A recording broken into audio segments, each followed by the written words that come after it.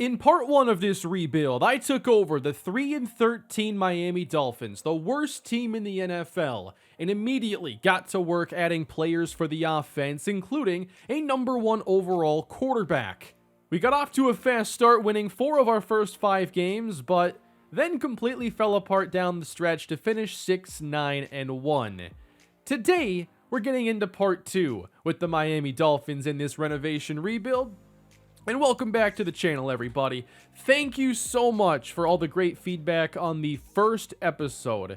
I was very much blown away by all the positive feedback and how much everybody enjoyed that video. And just thank you. It was a fun video to put together, and there were so many that loved the idea for it. And the top comment that wasn't posted by myself was a comment saying to make this a long-term series. We'll see what happens. I do think there is potential for this to become a longer series where I rebuild a team for 5 years and then move on to the next worst team in the NFL in the same universe to see just what happens. It's a cool idea, just seeing what mess the CPU creates and what challenges it presents as you try to clean up their mess and renovate the team before leaving. Sometimes you hear YouTubers talk about videos being like a 1 out of 10 for them, and what they're referring to is on the mobile app, you can see your video's performance, and it's compared to the last 10 videos that you have made. And having a video be 1 out of 10 means that it's performed the best out of your last 10 videos, and I was very surprised to see this video be a 1 out of 10 for me, outperforming the last 4 Vikings franchise videos, including a huge offseason and the NFL 2K23 mod video that I put out. I'm just blown away by the positive reception, going back to the 4th newest Madden for an unannounced series, and it's over an hour long, and you guys still showed up and loved the video. And that means a lot to me. I really do appreciate it. I love being able to make whatever it is that excites me, and to not feel like I'm boxed into any one game or anything is amazing. As I make this video today, Thursday, the update is out for Madden 23, and we'll see if it fixes the issue that is impacting the Vikings franchise and many franchise players with the draft reset bug. We'll see. But today, we're continuing this series, and we will be continuing this 5-part deal with the Miami Dolphins. And year 1, I would say, was overall a success. It's just a weird success because we won 4 of 5. It looks like we're going to make all this progress, and then it turns out we go from 3 wins to 6 wins, and it's not as much as we expected. So we have some challenges still with the offensive line looking ahead to this offseason. And then I also think that we could still use maybe a playmaker on offense. We don't have an elite player at running back, receiver, tight end. And then defensively, we certainly have some work to do. The pass rush wasn't as good as I thought they could be. But in 1 year, we still made some good progress, and we'll see what year 2 brings today. Another offseason and another regular season coming your way here in this video. Let's check on our regression for this season as Bobby McCain goes down 5 points. We probably should be looking at safeties. Raekwon McMillan down 6 at 28 years old. That is unfortunate. He's still starting caliber, but that's already starting to show up, along with Mike Gesicki. Xavier Howard regresses. Jordan Jenkins, who was good for us, regresses. And just moves like this, it creates like an extra spot where we have to look for a potential starter. So this secondary is aging. Like, this team just didn't have a lot of young talent to work with.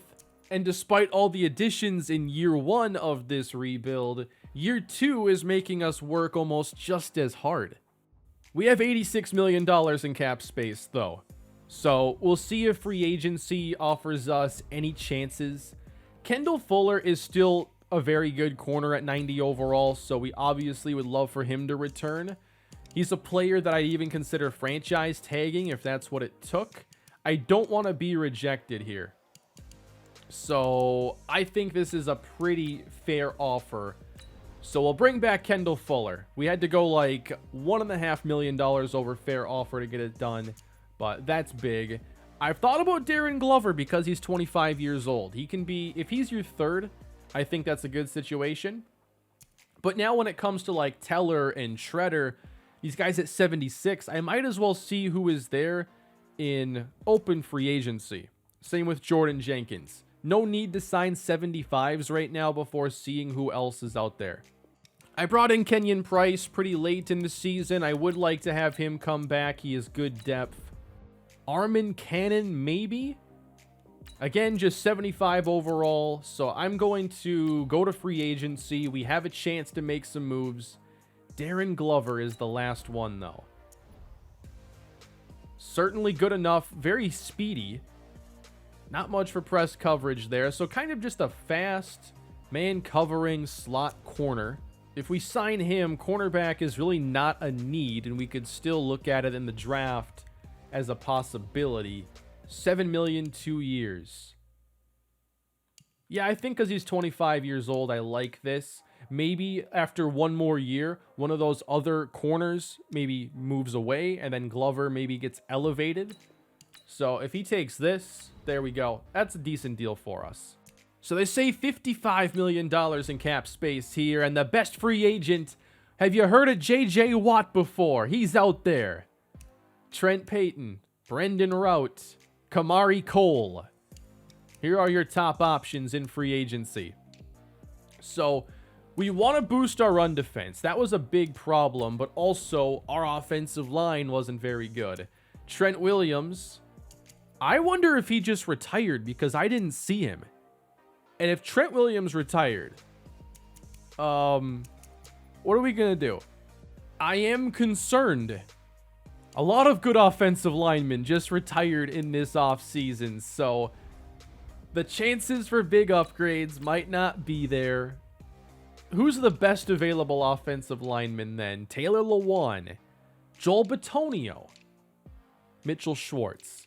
So Bitonio is one player that I think would make things better for us in the short term. He'd help out that interior in a big way.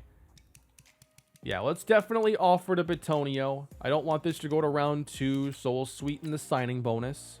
I want to add a couple players to the trade block as well to see if we get any intriguing offers. I could see a decent offer coming our way for Jerome Baker.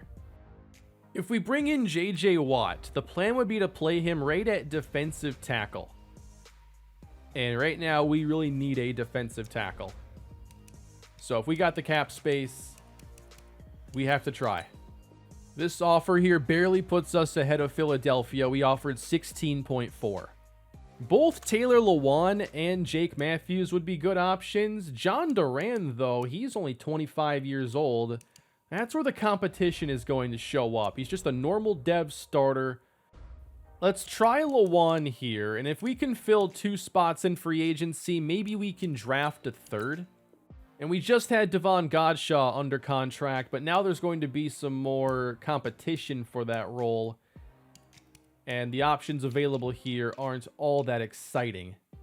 And then there are certainly some good options at safety, but you've got to compete. C.J. Brooks, scheme fit, star dev, 25 years old. I think I want to make an offer here. And if we just go for more years, that might allow us to really stand out from the competition. 102 points there. So we wouldn't be in first by much. We make it a little bit better there, get to 110. So here would be all the offers to this point. I want to go a little bit higher maybe for J.J. Watt. Get that salary up. That's not a huge gap there, but we still need more signings. We have to fill out this roster. I'll go a bit more on that to 100 points. 4 offers here, 4 starting roles. Let's see how that does for us. Free agency went great a year ago. Miami is the free agent destination in this game. We got Bitonio, but not J.J. Watt. 3 new starters, J.J. Watt declines, and that defensive tackle need is looking even more glaring now. But at least this helps out the offensive line. We had a whole new left side last time, and it basically happens all over again. And we can have Robbins play right guard, but then have a need at center. So it's hard to say the offense is getting better this year, outside of just like development out of the receivers and Bryant at quarterback. Defensively, though, you got to be concerned about everything going on here in the middle. We have Christian Wilkins, who the game always just wants to slide down the depth chart for some reason. But what about Price and Arianes? Is that enough to stop the run with how bad we have been? Probably not. And then we did add CJ Brooks. So we've made moves here for 2 safeties. We shore up the back end, and that should help. But will it help enough? Well, how good do we think this defensive tackle class is? We are going to select at 12 in this draft. We have some extra picks. Trading up is always an option. So on the board right now, we have 4 players at D tackle. 3 of them have first round talent. Thurman Weeks could be an easy plug and play starter. We know he can rush the passer, and he's strong. Joseph Beasley has late 1 talent. He has run stopper archetype, and Delvin Royal has late 1 talent, also a run stopper. So that feels like a spot where we can probably fill this need by drafting, and we have Wilkins as 1 starter already. I think we can also look at corner just because of the age there. And we're not going to see a lot of great corners show up in free agency. So we're looking to see where the early round 1 talent is, Oliver Cohn. So he's got to go up the board. Jalil Barber has early round 1 talent. And then William Samuels, mid 1 talent. There's also the option to bring back somebody like JC Treader. And the thing is you wouldn't necessarily have to start him. We still have, cap space. There might be a mentorship opportunity. We can still draft somebody. But this is more of a just in case and keeps me from having to probably force a pick. And then let's try to bring in a backup quarterback here. And Cliff Madigan has good accuracy short here. Very typical backup quarterback skill set. Weak arm, accuracy focused. And now we can offer him a decent contract that I think he'll take. And then we missed out on Jordan Jenkins. But I really like the ratings here for Shaq Thompson. And I think with the tackling and block shed, why wouldn't he be a boost to our run defense? And as a bonus, he's really close to an upgrade. So you can think of him as more of a 79 overall. So I want to get Shaq Thompson. That round is complete. JC Treader and Shaq Thompson accept. And then Madigan, he just declines. I don't think he even had an offer. But somebody, I guess, swooped in to get him. Let's check out our 5th-year options here. Andrew Hairston. So we are going to keep him around. One of our better young players to develop long-term. And hopefully it works out. All right, it didn't work the first time. So now we're going to see Kyle Allen. And he's got, basically the same skill set here. Throw power and accuracy-wise. 1-year offer. How about the kicker, Jimmy Hochstein, huh? We got to bring somebody in. 89 kick power.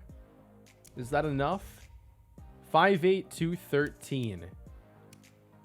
Let's try him out for a year. Hey, we got trade offers and a new kicker, but no backup quarterback yet.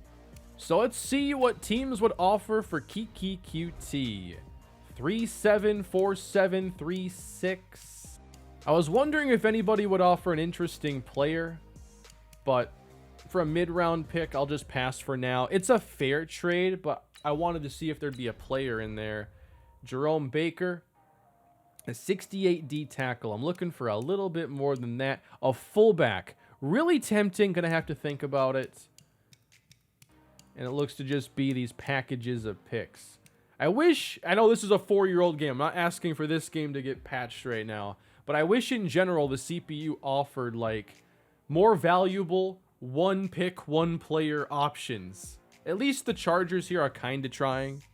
I'm not against drafting a quarterback either just for that backup role. I'll scout one more.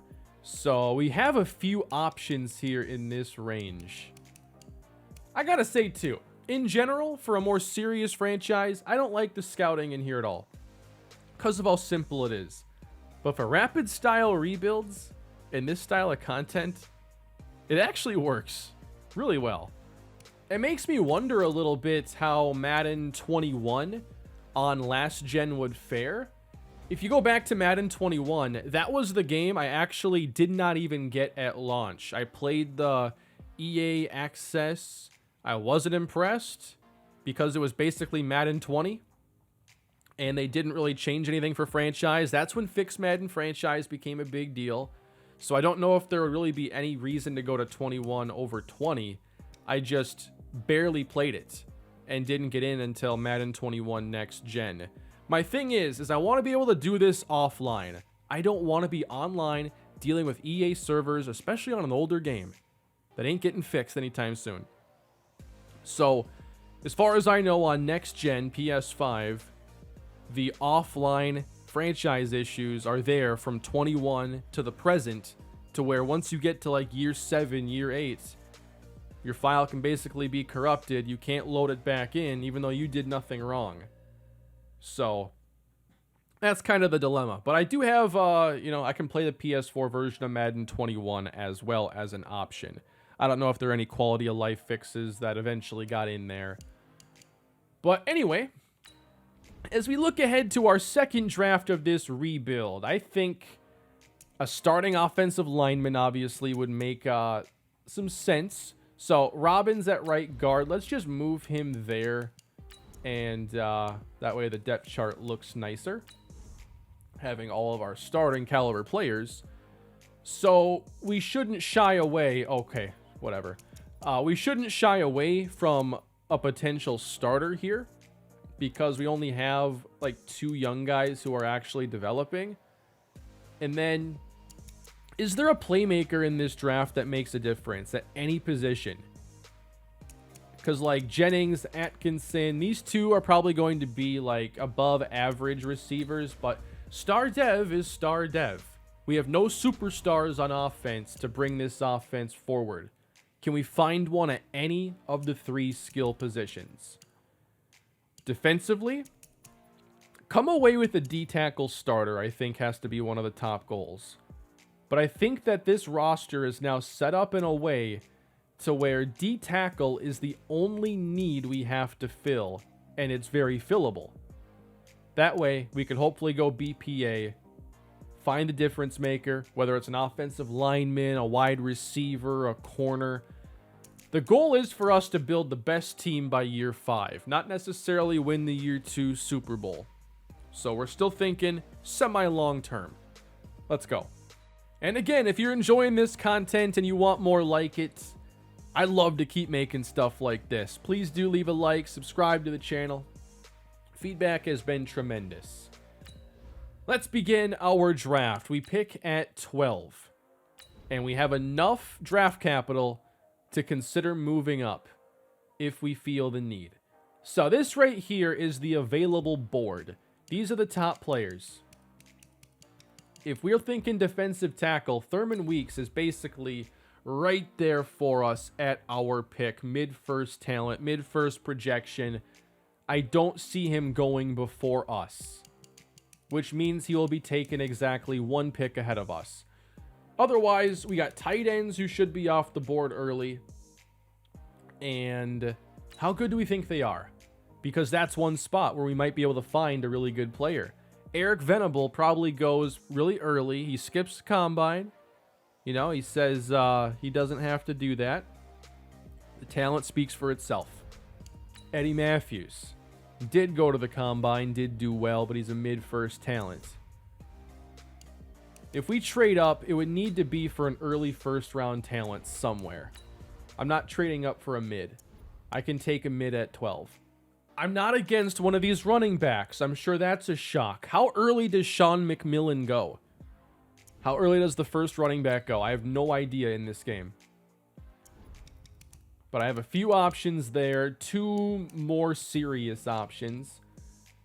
How about at receiver? Dwight Callaway. Is a mid-first round receiver enough to make a difference? That I have my doubts over. I didn't scout a lot of the later guys. Parrish Rouse, skip the combine, deep threat. You hope he's fast. But we could use some more speed on this team in general. And then these tight ends probably go top 10. If you miss, there are still options here. Lynn Boykin. Bench is high, mid 2 talent.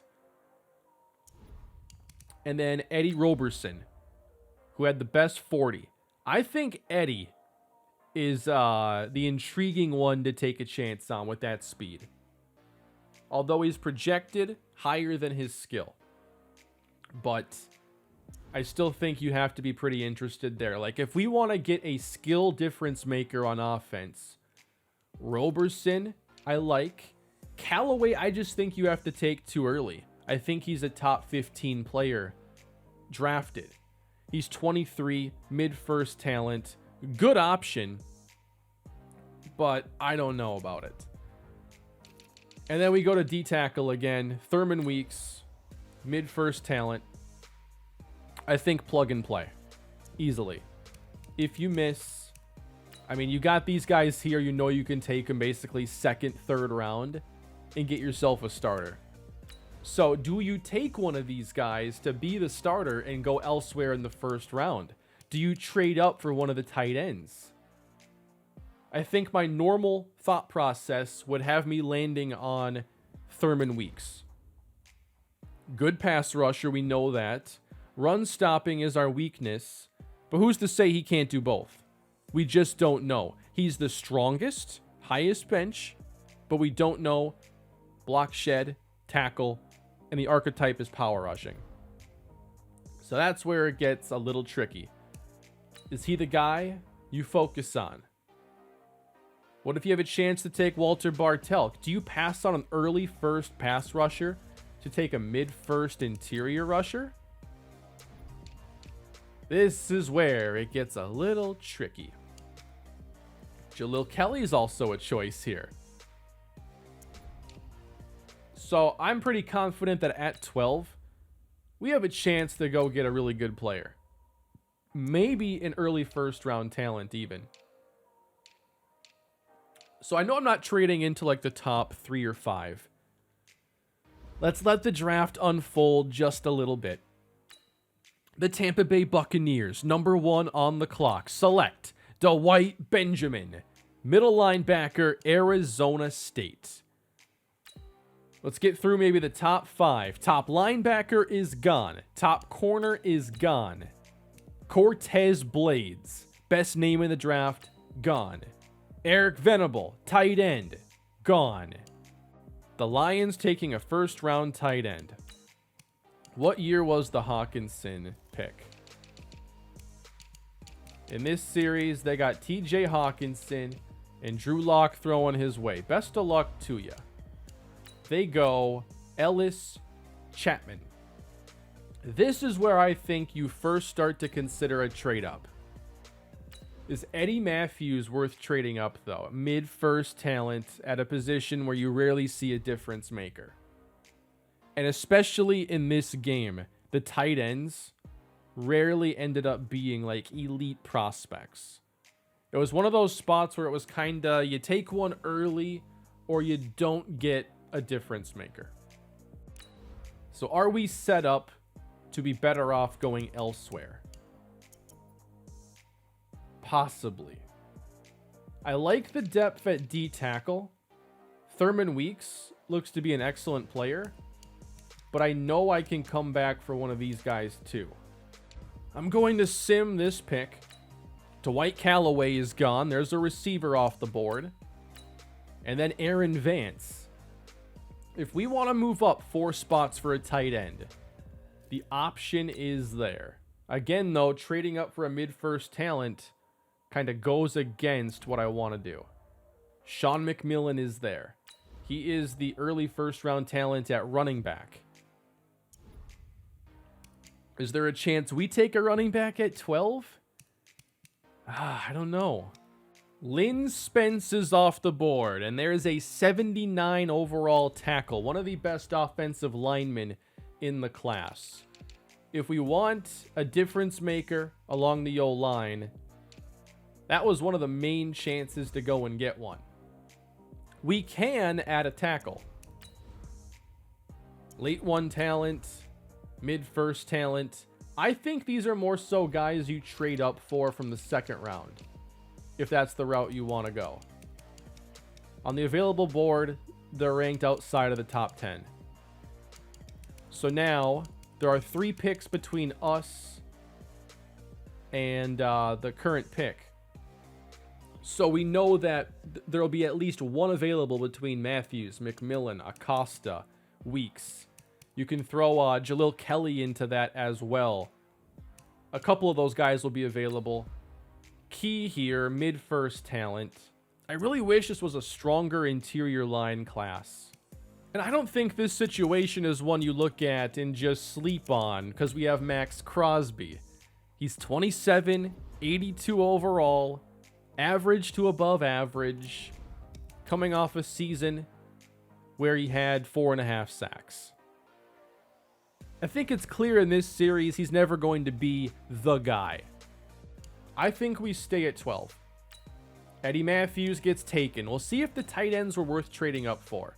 Thurman Weeks actually goes 2 picks ahead of us. And then Michael Acosta, putting us on the board at 12. With a chance to take perhaps the best running back in the class. Or an edge rusher. And I think we have 2 options for early first round talent. Walter Bartell, 21 years old, out of Miami. He could just stay right at home. B+ finesse, B+ awareness, elite athlete. Is it him? Or is it Antoine Horn? No, it wasn't him. Where was the other guy? Jalil Kelly. You got 2 really good options here. Kelly has the better standout pass rush move on day 1. So he had a 6.5 graded combine. He's 22 years old. I'm leaning towards Walter Bartell, the Miami prospect who is younger, had a little bit better combine. His finesse is a B+ compared to an A-, but awareness is also high right away. I think we make Walter Bartell the pick. Hidden development. There we go. 47, that has got to go. No way we're selling a 47. No way. That uniform would never get sold.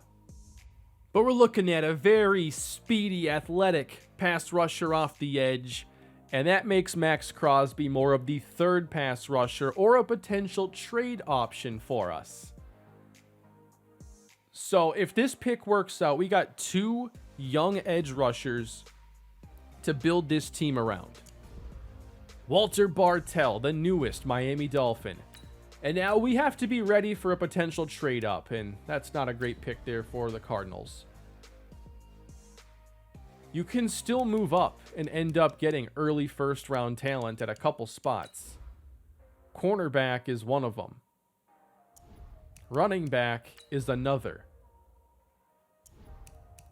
It's also tempting to be a little less aggressive and get maybe a future starter at tackle like Jabari Fields, who I think you'd plug into right tackle and leave Lawan on the left side. Let's let this unfold a little bit, maybe get toward the 20s. There goes Kelly, 77 overall to the Raiders. Some 77s going off the board. There goes Stephen Key. A lot of mid-60s in here too. Marco Rodriguez, Jalil Barber, 78 corner. William Samuels. Colt Faulkner, LaMarcus Savage. Sean McMillan continues to fall. I just don't know, would it make enough of a difference for the offense? And he's going soon. He is the top rated player on the available board. 26, Chicago, DJ Johnson. Kansas City took a running back in the first round last year, and now they take a 65 receiver. Titans got Derrick Henry, and they go Jabari Fields. And I considered moving up for him. 70 overall. Would have been a decent option. We still got McMillan available. We still have corner options available. There's also a guard here, Walt Bright, who has first-round talent. So we can still come away with a good interior lineman with first-round ability. But now it's a matter of, do we feel the need to trade up or stay? Oliver Cohn goes to the Jets. Now Seattle's on the board. What would it cost us to move up into the first round? Could we do it for a pair of fourth-round picks? I wouldn't think so. I think you have to give up the 3. And I really want to have that third-round pick if we move up. But, I mean, you have to play the game here.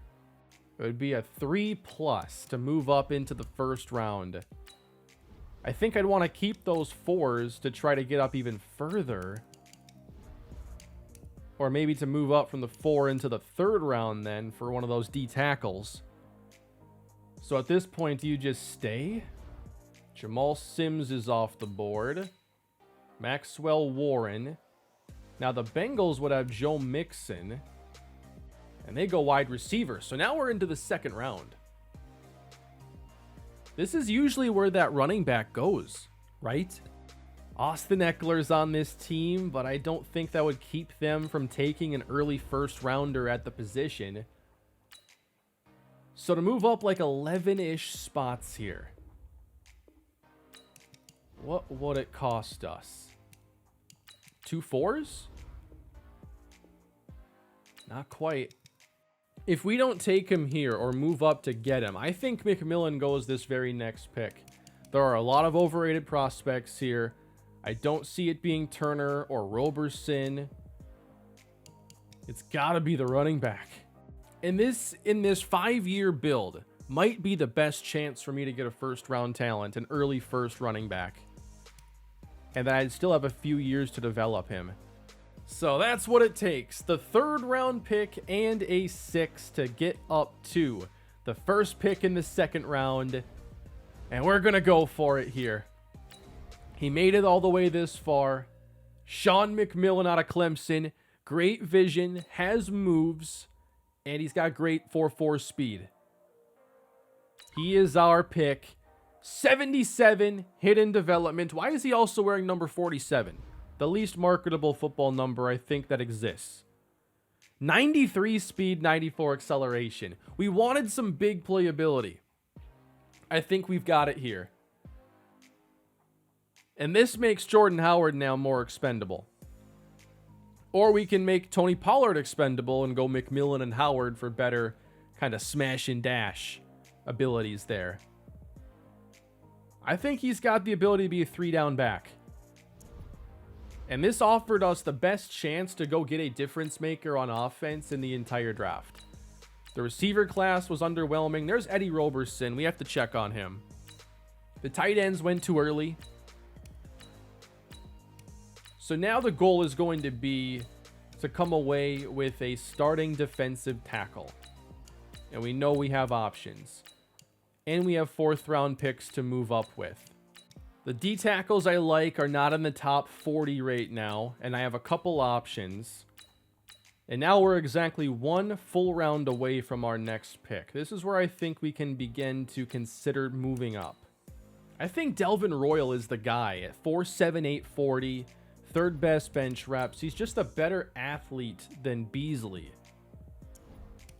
On top of that, he's also a year younger. Late first talent. So it might be doable. I can package up 2 4s and a 7 and basically get there. But maybe I can move a little bit past this pick. Lynn Boykin, a tight end. Right now, the defensive tackles are ranked outside of the top 60, 70 players available. 71 and 74. That doesn't mean one couldn't go. One option you could do here is say, okay, I will trade up if one gets taken. I've done that before. Do I do it today? We're getting closer. Still a ways to go. The Bears have D tackle as a top need. It's their number 2 need. This should do it. And it does. So, for the small cost of a 5th round pick, we move up. And we still hold on to 2 4s that I don't think I want to trade. And now I'm really curious where the next D tackle goes. Because we're going to make the pick here. We want him to be an early starter. Delvin Royal out of SMU. Hidden development once again. 3-4-3. 89 strength, 76 block shed, 75 power with 77 speed. I think that's a really good pick. I like this draft a lot for us. We could still use a potential offensive lineman for the future. And there he goes, Walt Bright. But I've already traded, and I think now I want to try getting a few more players rather than condense a second straight draft class. Maybe I didn't have to move up there, but for a 5th round pick, I knew I wouldn't get the player taken ahead of me. And that's worth it. We're on the clock. I probably could have waited all the way, but oh well. Beasley's still there at 1st round talent. For the BPA, I think he would have to be it. Best player available. At a position we just addressed. We've already taken a running back. What else do we want to do? We've taken 2 front 7 players, a running back. The offensive line options might not be there as much now. And the cornerback options are completely gone. So a lot of position groups we just cannot even address. No offensive linemen on the board at all. 3 picks left to make as well. So one option is just to take Beasley. Make defensive tackle even deeper. We pick again in 8 picks, and I could come back and take a tight end. That might be the best route for us to go. Let's just take Joseph Beasley then. Normal dev, 70 overall, but we have depth now along this defensive line. We're trying to fix the run defense. We've taken 3 front 7 players and signed Shaq Thompson. So we're throwing a lot at the problem. There goes Josh Harding. He was 1 tight end on my board. I think I have 1 still. Well, I have Keegan Rogers. But Justin Blair has that 3rd round talent. 4'6", he is 24 years old. But let's bring him in. Normal development, 6'3", 254, 83 speed, 73 catching. Probably just a 2nd tight end right now for us. Hard to find tight ends later in this game that develop into much. And now we'll sim all the way to the 7th round for our final selection. And I think we'll draft a kicker. Wyatt Wilkerson. What has he got? 92 and 70. Alright, that accuracy is a bit low. Maybe that won't work out for us. So this is a 6-player draft class. Again, we're aggressive, moving up to get starting caliber players. We take Beasley here as the best player available. But we have a new starting edge rusher and a new running back in Sean McMillan. There were a lot of options for how to attack this 1st round. And many players to possibly trade up for. So Eric Venable, the tight end who did not work out, 82 speed. Was he trying to hide a 4'6", 440? And just try to be a top 5 pick based on his results in the season? And then you got Eddie Matthews, who had 85 speed, 75 catching, 72 route running. Yeah, they're decent. Even the best tight end prospects, though, aren't exactly complete on day 1. And then Lynn Spence was a 79. franchise tackle. Like, he would have been one player to trade up for sure. I think he's the highest rated in the whole class. So that's easy to say. I thought about Thurman Weeks. Hidden development. He didn't end up making it to us. But we still did good at defensive tackle. We end up taking Walter Bartell instead over Jalil Kelly. So we took one overall lower. Kelly also has hidden development. Very fast, good finesse rushing. He has 82 finesse to Bartell's 81. So that's the A- to B+ difference. 1 point. That to me is kind of a wash. Whichever one you took, you were going to be fine. But I took better athlete, younger. And then, was it wrong to not move up more aggressively late in the round? Jalil Barber, this would have been aggressive. We would have had to give up the 3 and a 4 and maybe more. Zone specialist. You're telling me with 93 speed, 94 acceleration, 89 agility, you can't man cover better than a 65? Anyway, I was considering Jabari Fields in this range as a trade-up target. Normal, offensive lineman. He would have been a fine, like, plug-and-play guy, but I wanted a good long-term development option, and you just never know with development here if you're going to get lucky. And this was not a game where you get a ton of those hidden dev linemen. Another zone specialist. And then we go into the second round. We make it happen for Sean McMillan. Antoine Turner went a few picks later. I don't think we could have done anything better here in the second round. As you see, a massive drop-off in overall. Raymond Hobson would have been a choice, but, I mean, we're set at safety, I think, for the duration of this rebuild. The running back we selected ended up being one of the fastest players in the entire class at 93. How good were the receivers in this class? Was there an opportunity here? I'm sorting this by the highest catch rating. John Dunlap, Dwight Calloway went pretty early. Hidden dev at receiver. Yeah, he's solid. But he went at 6. It looks like as far as other receivers go, it wasn't the year. Thurman Weeks had the best power moves in the entire class. You'd have to move up for him. But we still got one of the best finesse rushers and one of the better power rushers in Delvin Royal. So I'm pretty happy with that. I think we addressed our needs without being so focused on it that we miss a chance to take difference makers elsewhere. Like, we start off with an edge rusher and not say Max Crosby is enough. And then we take a running back, not saying Tony Pollard is enough. Oftentimes in my rebuilds, I've been content with an above average player when I have options to make a true difference in the draft. It is still amazing to me how fast I can make all these changes. Get Christian Wilkins over at D tackle. Now let's go to Bartell. Make him a right end. Like, these menus are so snappy. So now we're going to sign Kyle Allen for less money than we offered him in free agency to be our backup quarterback. So here's how everything is set up going into the preseason. I will make McMillan the starter come regular season, but I want him to play as much as possible here in the preseason, so he's the RB2. What do we think about this?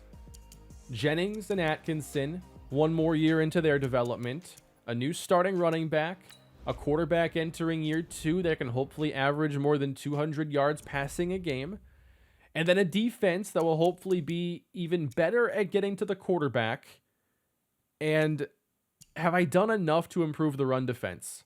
We bring in Shaq Thompson, who is actually quite a boost in that department. And then we make Delvin Royal a 3rd round pick. For sure, he has to develop a bit, but I want us to be closer to average this year at stopping the run. Give me Sean McMillan, Walter Bartell, and Delvin Royal. Yeah, the top 3 picks as focus players, as they're all going to be day 1 starters. We went 1-3 in the preseason and didn't score a ton of points. So Lane Bryant, no touchdowns or interceptions for him. Kyle Allen had 2-2, sacked 11 times. And you don't see a whole lot of passing yards here, just 841 over these 4 games. And then the running game struggled a bit here. And I don't know why McMillan didn't get the ball more when he was the RB2 in the depth chart. Anthony Robertson, I just signed him as an undrafted rookie. He led us in receiving. Javante Atkinson had 2 touchdowns. Gesicki and Dorsett broke 100. And then defensively, cornerbacks getting a lot more tackles than I would like. Andrew Hairston was productive. Kendall Fuller picked up an interception. Jimmy Hochstein, perfect on kicks. Oh, this explains it. Sean McMillan had a shoulder injury, and so he missed much of preseason and will also miss week 1. So, a little bit of a later start coming to his rookie season. So we get some key development here for Javante Atkinson after we made him our 2nd pick last year. He's at 77 star dev, hopefully big things in store. And then for Delvin Royal, run stopper all the way. Hopefully we get some pass rush as well and get lucky, but the run stopping has to improve. So here we are, the new season getting underway after 6 wins in our first year in this rebuild. How much better can we be this year? There was no significant boost to the offense outside of running back Sean McMillan, and we don't usually count on running backs making a huge difference right away, and he can't when he's not on the field. So we're hoping that the development from Bryant, Jennings, and Atkinson makes the difference. And then we're hoping we did enough for the defense. The front 7 was the focus, and I think our secondary got filled out nicely. I think this can be a good defense. I see no reason why it shouldn't be. And maybe we can find a different offensive playbook to simulate with. I don't mind trying the New Orleans one. We run West Coast power run. This is a multiple power run scheme with screens and short passes. That seems to fit our personnel. We don't have the best downfield threats. That's going to be our focus this year. So, the season goal, 7 wins? I got to say make the playoffs. Can we make the playoffs this year?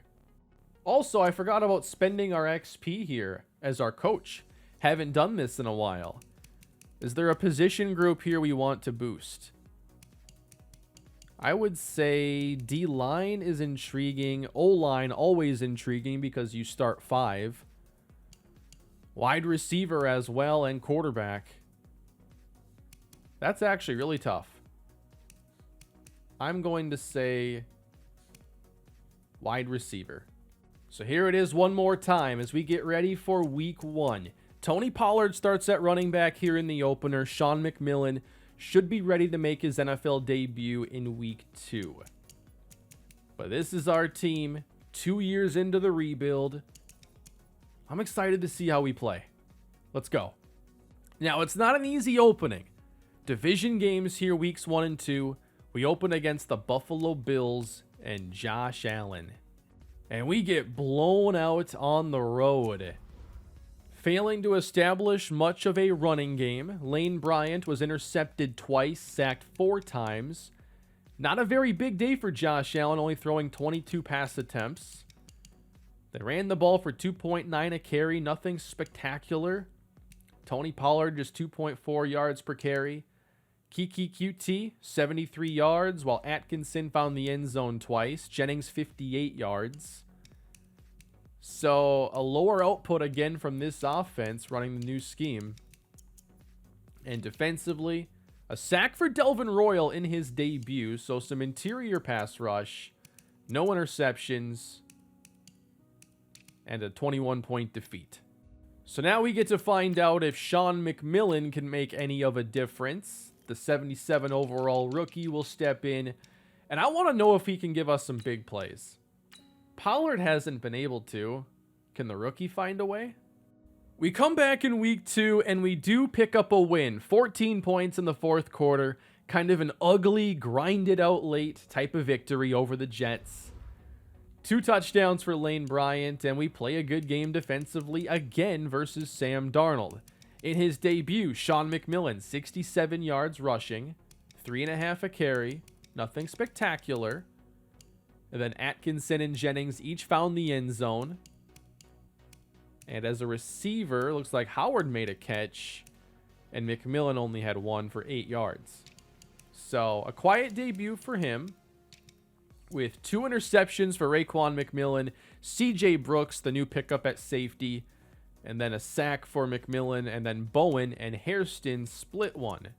Just your standard edge rusher safety split sack. And Raekwon McMillan was named Defensive Player of the Week. 9 tackles, 1 sack, 1 interception. As I start to scout for the future, I'm still curious about the difference makers at wide receiver. If you can maybe target like an early first round talent. Kevon Steele could be somebody to look at. Paul Colvin's a mid-1 talent. Solomon Gray is a mid-1 talent. The faster these upgrades come in, the better. Delvin Royal, second run stopper upgrade now. +1 strength, +3 tackle. He's a 72 overall. And Manny Sanders becomes a 65. 5th upgrade of his career. This one focused on the coverage side of things. We come back the following week and get blown out again, this time by Seattle, 38-16. Russell Wilson throws 4 touchdowns, has a near-perfect quarterback rating. Chris Carson ran for over 100 yards on us, took 27 carries to get there. Not much for Sean McMillan. And the defense just struggled. And again, the offense is putting up such little yardage production too. It's so confusing. 4 sacks allowed. And this could all be due to just the offensive line not being all that great, having many standout players. Let's upgrade the rookie, Walter Bartell. He becomes a 77 overall. +1 to his finesse moves, making it 82. And now the team has a 1-3 start, and in those 3 losses, we've been blown out, and in 4 games, we have not scored more than 17 points. So we're starting to look like the 2022 Denver Broncos offense, and we're just getting blown out. Mitchell Trubisky, the MVP, celebrating on the sidelines with a win over the Dolphins. 2 touchdowns for Lane Bryant. Yeah, they're getting good production here on the ground, and we're struggling to get to 4 yards a carry.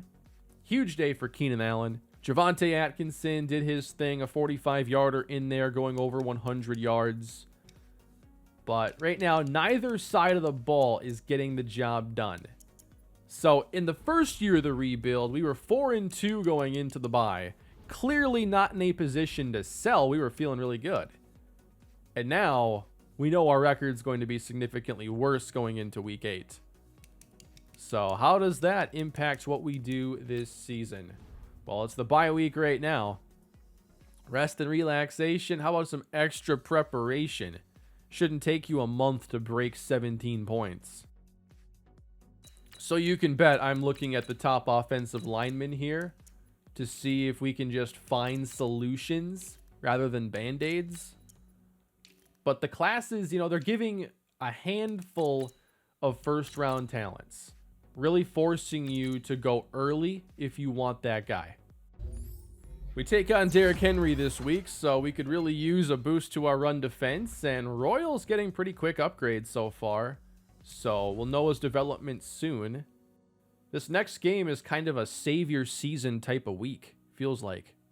The Titans are 0-4. If we lose to them, this is lost. First of all, we have some trade offers for Kiki QT now. And if we don't turn this around quick, I'd probably like to take one of those offers. We have a frustrated receiver. Arsenio Jennings. This guy's always complaining.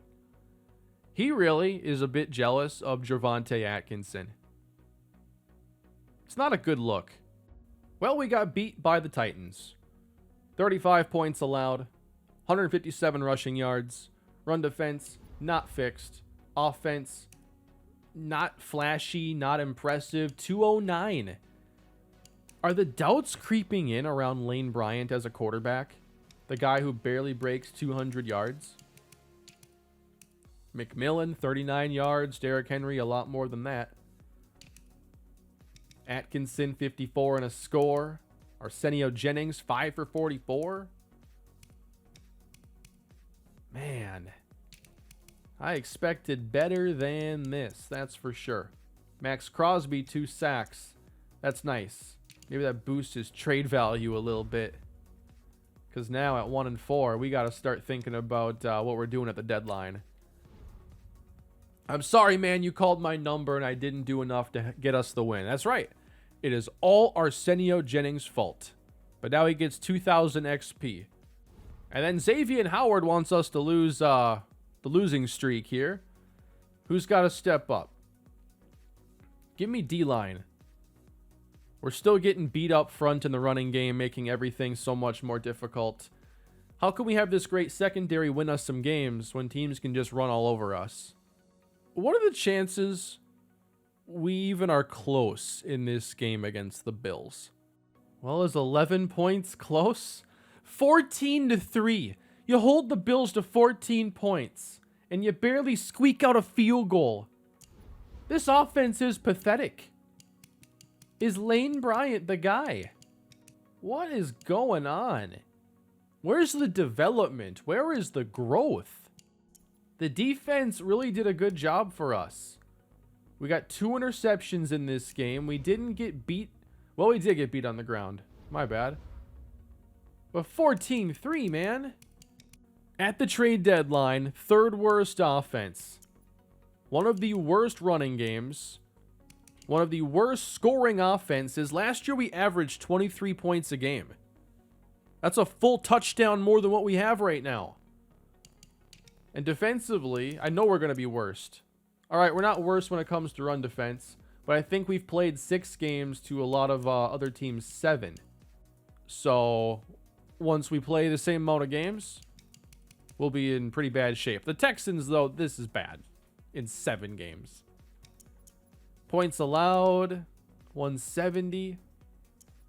10 sacks towards the bottom. So this year, it's definitely more of a fire sale need. Players only meeting. Yeah, defense got it done. They got to feel like the offense is completely hopeless. And they're right. Here are the free agents at the end of the year. Who do we think could be traded? We have 2 veteran cornerbacks. We got Tony Pollard, Arsenio Jennings, the complainer, Joel Bitonio, Kiki QT, Christian Wilkins. We just have like the most average roster in existence. Like all these guys, it's like, yeah, he's a starting caliber player. He's okay. You combine like 20 of those guys and you have a bad team. Fuller at 90 makes me want him to stay in play for us. Like Howard could be traded. You wonder about Arsenio Jennings, 27 years old, 83 overall. Maybe we trade him. He's never had a breakout season. It's not happening this year. He's always complaining about not getting the football. He was a number 1 pick. Number 1 overall. And I want him out of here. So we're sending him to Detroit to play with Drew Lock and the Lions. And we're getting a 3 and a 7. Now we traded Tony Pollard to the Falcons for a 3rd round pick. They wouldn't do it for a 3 and a 6. We aren't going to get a lot for Kiki QT. But I think we'll send him to Kansas City. We'll get some future picks. A 5 and a 7 this year, a 3 in the following. And now we've traded Xavier Howard to the Rams for a 3rd round pick and a future 5th round pick. And I think those will be the deals that we make. 4 players sent out. Most of them, I think all of them were about to be free agents and not in our future plans. So, as things sit right now, we have 4 3rd round picks in the upcoming class. And we've got to find a lot. Like we're just not getting it done on either side of the football. I couldn't run it back with all these same skill players. I thought maybe, it'd be a good move for us to find another receiver. So that's all I'm going to do for now. Other players I'm still interested in maybe keeping around. But now we have to find like 4 new starters. Who are they hiding here on the practice squad? Sterling Duffy, 71 normal development guard. Let's just pick him up. And then we're going to sign a man cover corner. This is Desmond Spellman, who's like starting caliber if you're in man coverage, and an XFL player in zone coverage. We'll bring in Will Stallworth to just be the 3rd running back, who shouldn't play a whole lot. And then at wide receiver, DeMarcus Bannister, better downfield receiver than anything. And that should get us to 53 again. It's a rough start. 3 wins to get us to take over the Dolphins. 6 wins the following year, including a 4-1 start. And now at 1-5.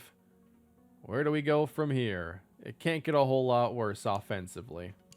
Well, it didn't get better. 225 yards of offense, 10 points, lose by 25. Bryant, 158 yards. And now we've traded away 2 of his top receivers on the season.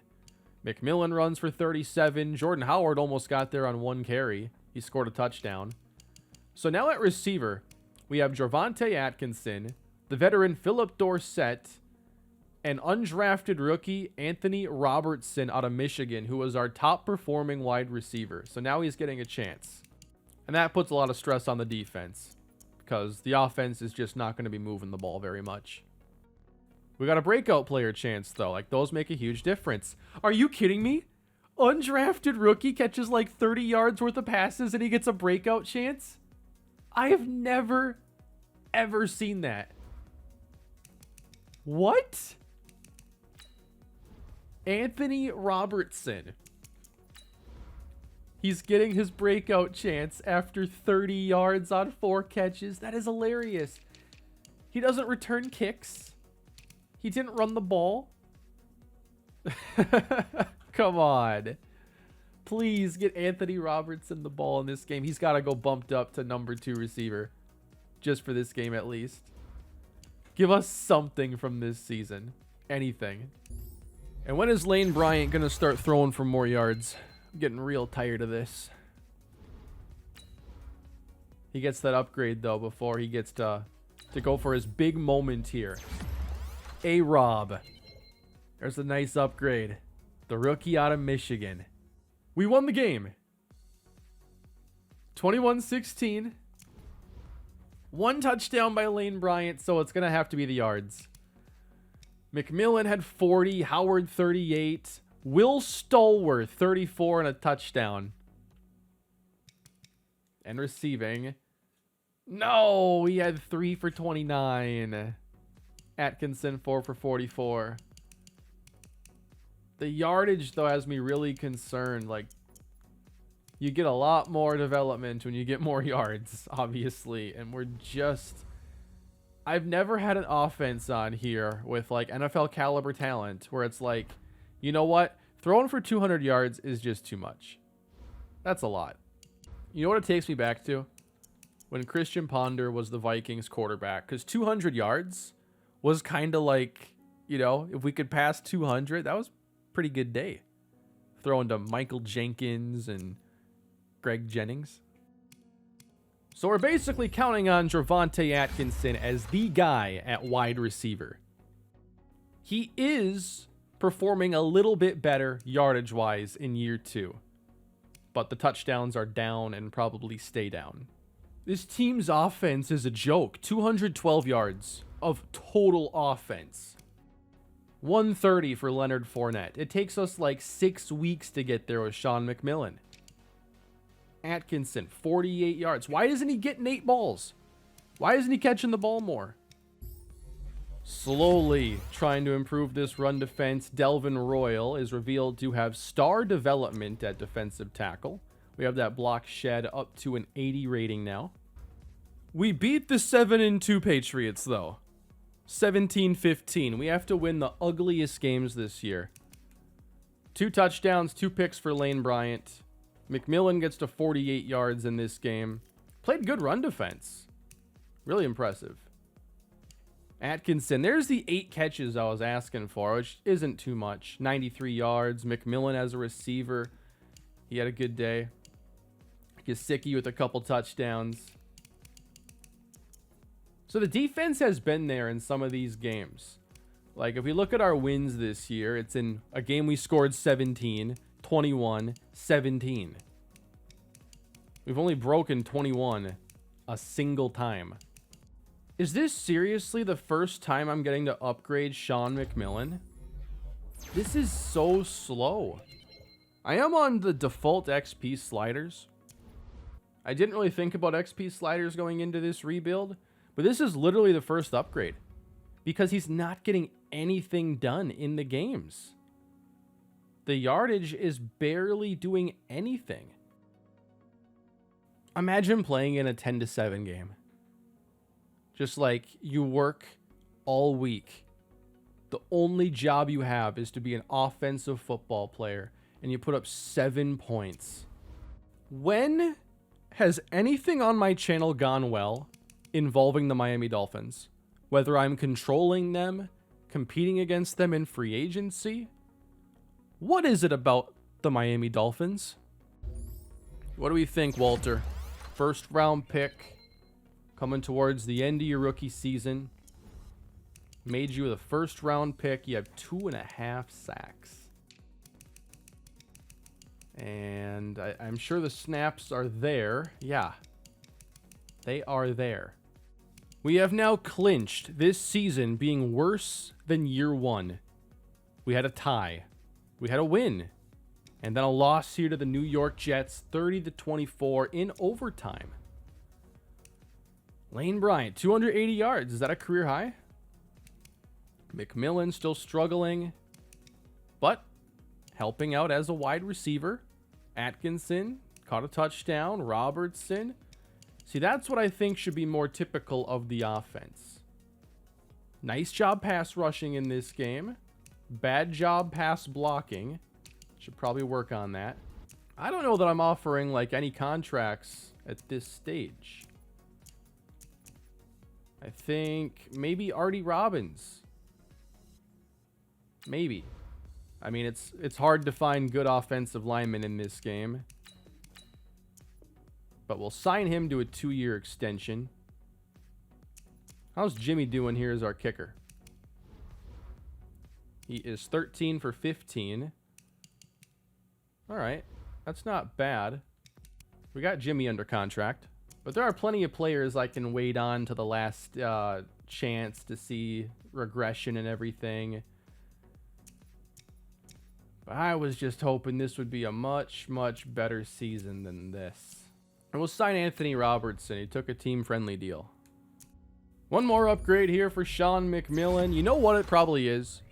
I never changed his number from 47. Superstar development. All right, what's his career high? What's his season high in yards? 67. But what if I change his number?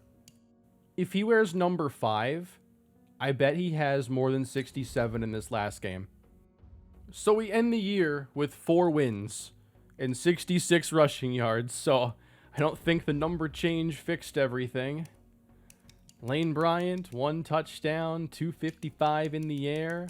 47 yards for Sean McMillan, but 2 touchdowns. Nick Chubb ran all over us, as you would probably expect. And then receiving, Javonte Atkinson had a pretty good day. And that means in year 2 of this rebuild, we went 4-11-1. 2 wins worse than the first year in this rebuild. And I am just not impressed with what we're getting out of Lane Bryant. 33 and 3,400 yards. He regressed in year 2. And yes, we traded away a couple of his pass targets. But didn't we expect more than this out of him? This is a significant step back in year 2 for Lane Bryant. And then Sean McMillan, 3.1 yards a carry. Really not getting it done this year. With better production, he would have gotten more upgrades. So that's disappointing. Javonte Atkinson gives us one of the only positives, having a 1,000-yard campaign, and I'm pretty sure he finished the season pretty strong. So he took a nice step this year. Caught more balls, more yards, less touchdowns, of course, but he's doing fine. Sean McMillan was the third leading receiver. Anthony Robertson, fourth. For the offensive line, patching things together is not working. We haven't gotten better. And then defensively, Jerome Baker and Raekwon McMillan, they lead us in tackles. Andrew Hairston, 21 tackles for loss, only 2.5 of those on the quarterback. 5 sacks leads the team. Just an awful all-around pass rush. What is wrong with this team? The talent's there to be better than this. We were 32nd in offense.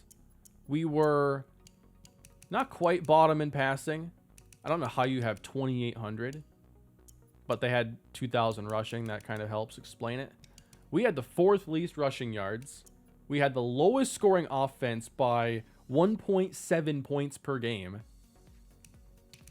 And then defensively, when your offense is that bad, your defense has like no chance. 414 points allowed, 2nd least sacks, very few takeaways, 2nd worst run defense. So in 2 years, we haven't gotten this team very far. We've improved like some of the ratings on the team, but we went from 3 wins to 6.5 to 4.5. That is not a lot of improvement here for our Dolphins. Let's go to the Super Bowl, see if we get any development changes. But man, this is a shocking year. I felt like I did a pretty good job building the team up for this, but it's clear now I have 3 more years to do it. I've got to change some things up. Do we draft offensive linemen and just deal with it, even if they're not as good as the veterans? Like, what do we do at this point? Let's go check out our team. McMillan at superstar, Atkinson at star. The offense remains exactly the same. Defensively, Bartell has star dev. Royal has star dev. I don't think Christian Wilkins is filling the role I need there. Maybe we get somebody with more block shedding. He's more of a pass rusher. Even that isn't going that well. Maybe we change the defensive scheme. We had some injuries down the stretch too, so Xavier Howard, Kendall Fuller was hurt at the end of the year. I think one of our linebackers got hurt, McMillan. But especially this pass rush. Wilkins, Bartell, Crosby, Hairston. We just aren't doing much. Delvin Royal, Defensive Rookie of the Year. That's big. 45 tackles, 4.5 sacks. It must have been an easy year to do it. That's just an okay rookie season. But I think we'll take what we can get at this point. Royal to 75. This, I think, is 5th upgrade as a rookie compared to the 2 we got for our running back. We'll go with this pass rushing here and bump him up to 76. 4 awareness. That makes a difference.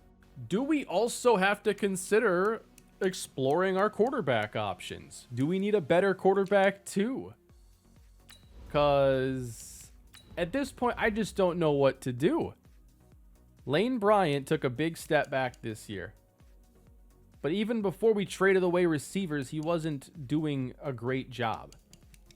2 years into his career, he's a guy who's basically a 215 yard per game quarterback who throws for under 7 yards per attempt. Is he part of the problem here and not part of the solution? He had no games at 300 yards. No games. Okay, 1 at 3 touchdowns. He generally takes care of the football, but he also doesn't put up a lot of points. I think McMillan will be better next year, but I mean, you hope for better in his rookie season to get that development. And he struggled. They did name him Offensive Rookie of the Year. We had the 2 Rookies of the Year, and it's like 2 seasons you can't even be all that excited about. Lamar is the MVP. Thomas Pitta, Coach of the Year.